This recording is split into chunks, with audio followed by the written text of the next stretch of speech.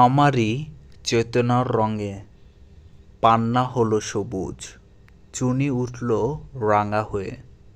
আমি চোখ মেললুম আকাশে, জ্বলে উঠল আলো পূবে পশ্চিমে।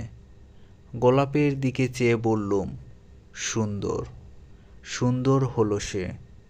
তুমি বলবে এ যে তত্ত্ব কথা, এ কবির বাণী নয়। আমি বলবো এ সত্য, তাই এ কাব্য।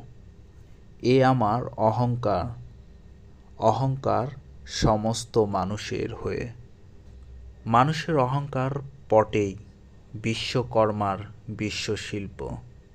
সারমর্ম: মানুষ সুন্দরের পূজারী, কারণ সৌন্দর্য মানুষের দৃষ্টিকে আকর্ষণ করে। প্রকৃতির অপরূপ সৌন্দর্যের প্রতি মুগ্ধ হয়ে মানুষ পৃথিবীকে নতুন করে ভালোবাসে। তাই পৃথিবীর সৌন্দর্য ও ভালোবাসা সত্য এবং শ্রেষ্ঠ।